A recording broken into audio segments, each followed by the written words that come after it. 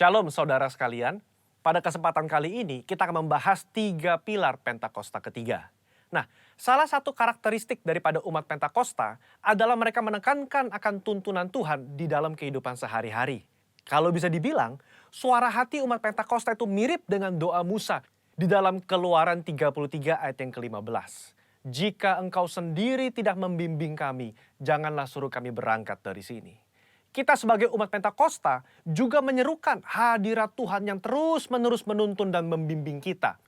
Sebagaimana Musa memerlukan tuntunan Tuhan dalam kesehariannya di Perjanjian Lama, kita juga melihat bagaimana gereja mula-mula dalam Perjanjian Baru melibatkan tuntunan Tuhan di dalam mengikuti kehendak dan rencana Tuhan.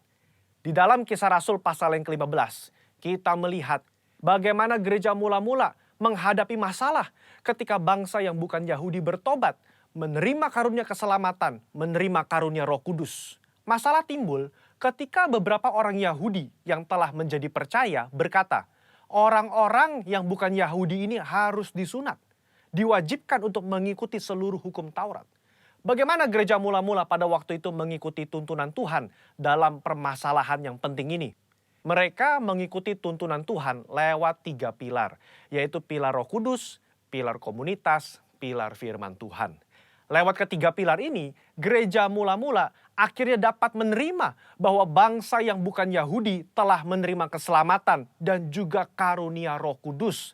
Mereka tidak lagi perlu disunat dan tidak perlu melakukan seluruh hukum Taurat. Bagaimana dengan gereja Tuhan pada zaman now mengikuti tuntunan Tuhan tentang Pentakosta ketiga? Kita pun mengikuti tuntunan Pentakosta ketiga menggunakan ketiga pilar ini. 3 pilar inilah yang menjadi acuan penafsiran orang Pentakosta. Mari kita simak bersama. Yang pertama, pilar Roh Kudus. Kita melihat bagaimana kuasa Roh Kudus di Pentakosta yang pertama itu luar biasa. Dalam Kisah Rasul pasal yang kedua, Petrus berkhotbah, 3.000 orang diselamatkan.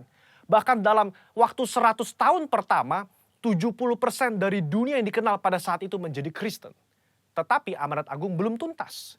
Roh Kudus terus berlanjut di Pentakosta yang kedua di Azusa Street, yang menghasilkan kira-kira 700 juta jiwa. Namun amanat agung juga belum selesai. Karena itulah karya Roh Kudus berlanjut dengan Pentakosta ketiga sekarang di Indonesia.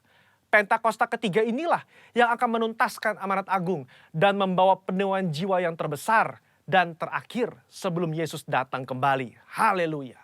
Yang kedua, pilar komunitas orang percaya.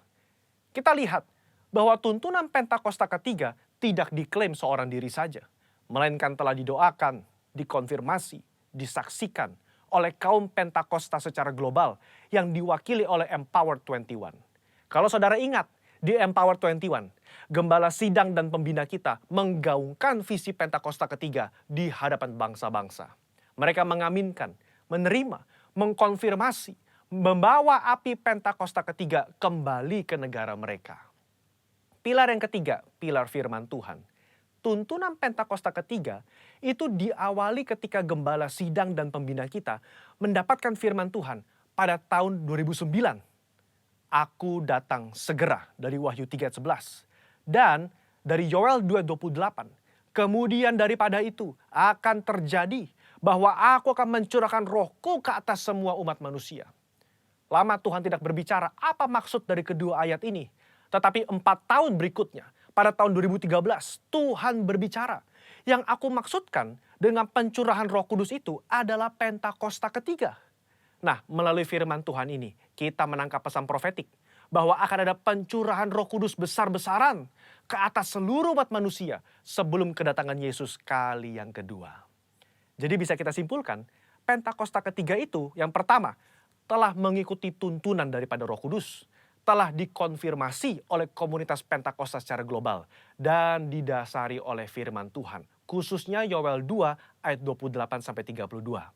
Saya berdoa agar saudara diberi pengurapan daripada Roh Kudus untuk bisa mengikuti tuntunan Tuhan di hari-hari terakhir ini. Mari kita semua menjadi messengers of the third Pentecost. Haleluya, Tuhan Yesus memberkati.